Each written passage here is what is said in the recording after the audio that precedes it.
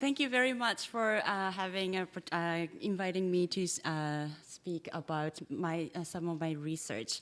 And today it's been very informative, and it's very encouraging to see the repeated narratives in terms of the integration and attracting immigrants to the region. Over the family, importance of families' role, etc. And that's exactly what my research has been focusing on for the last couple of years. And today I'm talking about the big issue of why does Atlantic Canada struggle to retain immigrants. Probably you can come up with much more reasons why we struggle. Or we can talk about the reasons why we are succeeding lately, or things are changing. And in terms of my presentation, I'm just going to focus on one specific hypothesis that I've been working on in terms of why we are not necessarily attracting immigrants who can stay. And then that hypothesis is essentially related to the attraction and the target of the immigration, and the blend of the different streams of immigrants coming to this region. So first, let me show you the out-migration and retention rate, which is not necessarily showing very good picture for the Atlantic region. Then this is something that Howard is already showed. And obviously, there's not many data available for us to look at, so we draw similar data from the same source. So this is a little outdated, but this is the retention rate of immigrants to Atlantic Canada from the cohort of 2006 and 2011. So these are the 4 provinces in Atlantic Canada, and as you can see, the retention rate is slightly lower than other provinces. However, compared to the 5-year period before that, 2006 and 11, so 2000 until 2006, the retention rates are slightly higher for 3 provinces in Atlantic Canada. And this is something that I'd like to talk with Craig about what's going on in PEI. And in the earlier discussion in the morning, he was telling me some stories about what was going on in PEI. However, when you look at the retention rate at the different categories, this is something also, again, Howard also showed. He stole all my good lines. But that's okay, I have more depth. So this is the retention rate of skilled workers. So when you look at the numbers for 4 Atlantic provinces, New Brunswick 58, Nova Scotia 65, PEI 36, and Newfoundland 56%. So it's kind of low. However, as Howard also already mentioned, family class immigrants tend to have higher levels of retention. So people who come here under the family class stream or family stream sponsored by the family members tend to stay longer, or more likely to stay. So New Brunswick, 80%, Nova Scotia, 83%, PEI, 67%, and Newfoundland, 75%. So clearly, we see that who are tending to more likely to stay in this region. So what's going on in terms of who we are attracting in terms of immigrants coming into this region? So this is the shift of the immigration trend. This is entire Canada from 1980 all the way to 2014. So the blue line is the proportion of immigrants who are admitted under the economic stream. So in Canada, the focus on attracting economic stream immigrants is on the rise. And green line is the family stream. It's going down clearly. And the refugees again, it's going down. So over the last span of last 35 years, there is a clear focus in terms of attracting immigrants under the economic streams. So this is Canadian trend. And so more specifically, I've been looking at the data from the Longitudinal Immigration Database. And then according to more specific detailed class of immigrants admitted under family class, sponsor spouses and partners, the green one, and on family class children and dependents, that's red, it's very, very small. And the orange is the family class parents and grandparents. So it's going down. And the two blues, the darker blue, the economic class principal applicants, and then lighter blue are the economic class spouse and dependents. That's growing.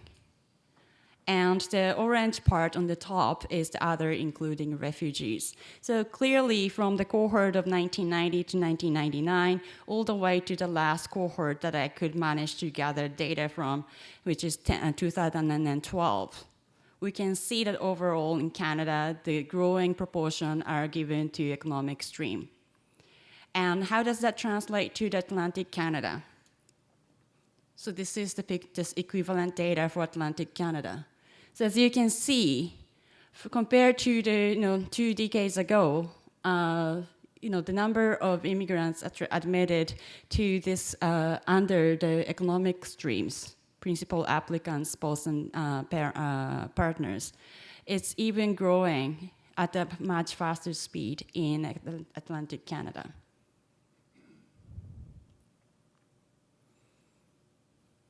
So the issues is that, immigrants under economic streams have higher rates of out-migration. That's something that I showed, and then Howard also showed this morning. And so that means that translates to the lower retention rate. And there has been an increase, yet there has been an increase of these streams of immigrants coming to Atlantic Canada where we really needed retention.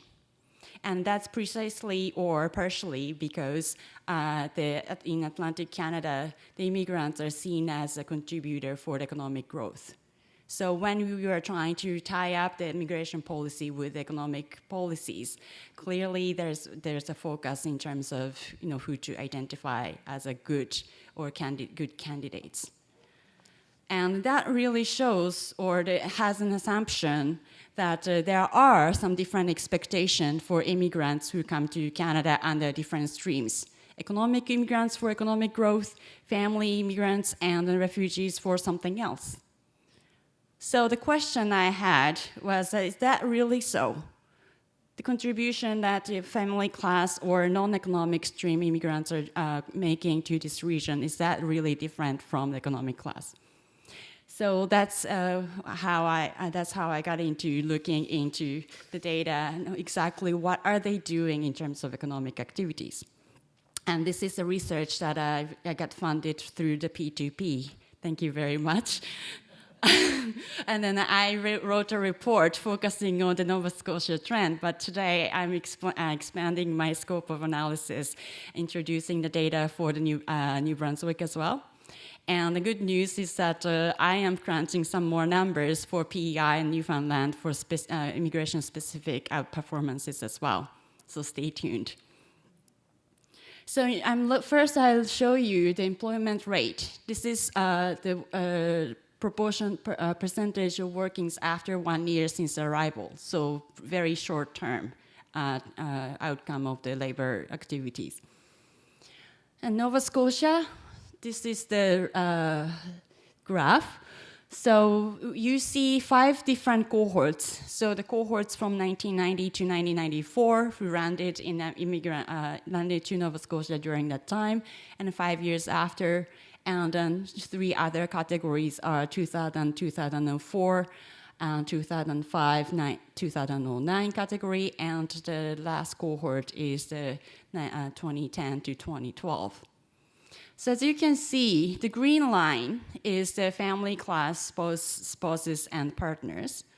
Up until the 2000 cohort of 2000s, they are having more employment than the blue line of economic class principal applicants. The trick here is that this doesn't distinguish the part-time job or full-time position. It's just employment. And but you know, the economic class, the more recent cohort of economic class principal applicants are having higher rate of employment after 1 year. But then, up until then, the family class immigrants are doing, in a way, outperforming the economic class immigrants in terms of mere employment.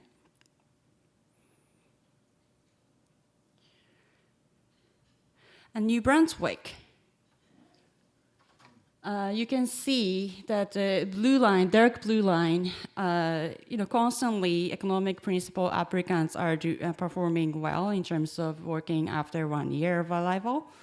But then refugees are actually doing really well too.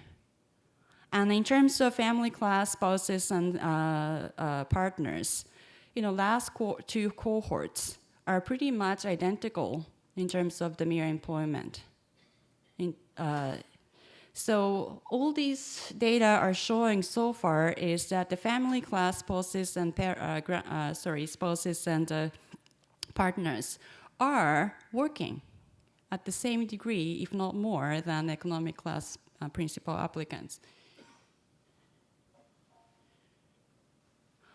However, in terms of their earnings, clearly in both provinces, economic class principal applicants have a higher average earning than the family class spouses and partners, the green line. And that is pretty much accounted for by the different levels of human capital, as well as the gender ratio.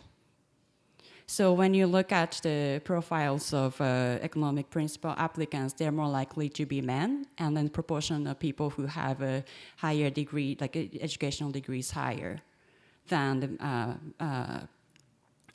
family class spouses and then partners. Or it could be, you know, that gender ratio could be translated by into the lower earnings in terms of the different working patterns, part-time, full-time, and different industries.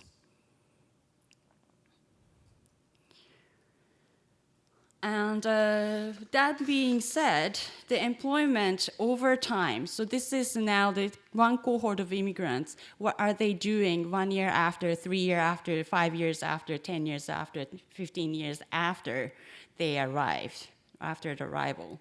So in Nova Scotia, we can see that the refugees and family class spouses and partners, they're working or being employed at a higher rate over time when you look at the cohort of immigrants who landed during 1990 and 1994. They're working consistently at higher rate than the economic principal applicants.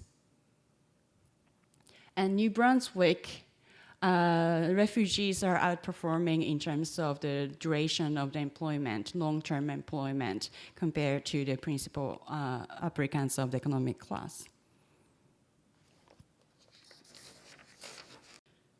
And then now we look at the cohort of 2005 and 2009, so more recent cohort. Again, in Nova Scotia, people who came under family class spouses and partners are working at the higher rate after 1 year or 3 years or 5 years of arrival compared to the people who arrive at as economic principal applicants.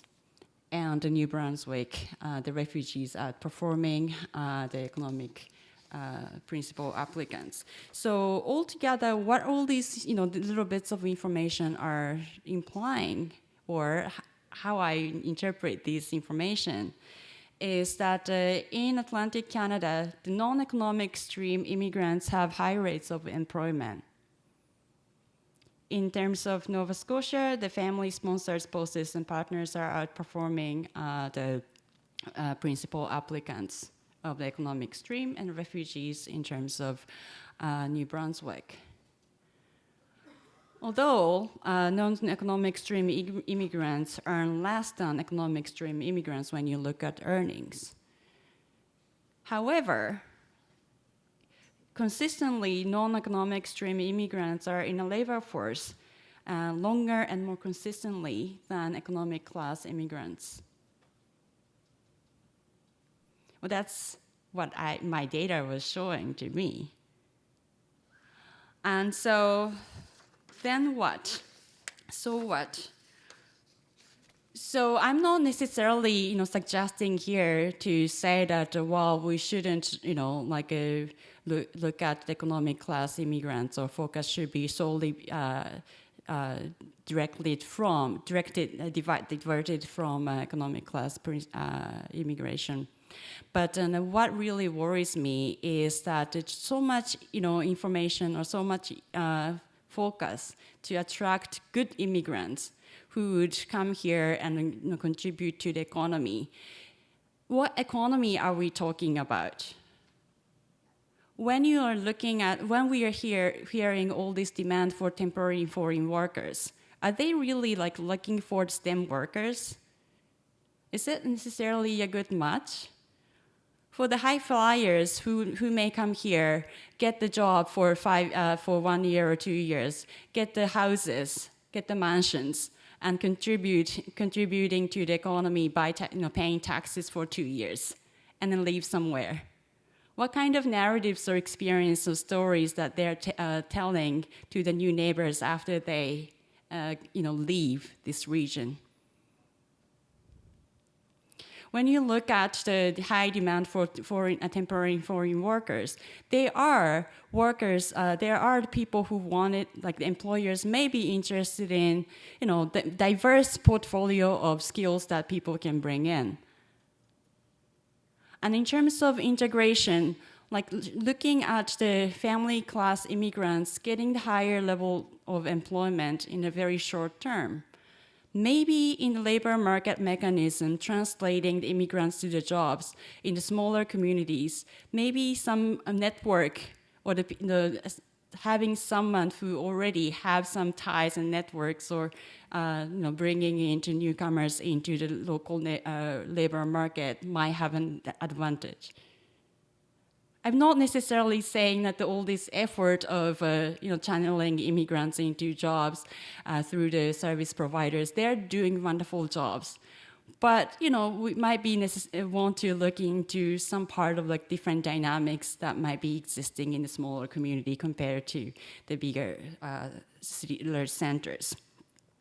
So given then, what I'd like to focus as a message to deliver is that there is a need for more balanced portfolio of immigration attraction. And that we could be able to come up with a more creative way to create a narrative of attracting immigrants who are coming here, who we want, who will be not necessarily based on the economic ideas. So economic and social, as well as short and long-term contribution, need to be reconsidered by the communities and policymakers. And I'm very happy to provide more of the hard data if you are interested to support the new initiatives for rethinking or reimagining the new innovative policies for attracting immigrants and integrating them successfully into this region. Thank you.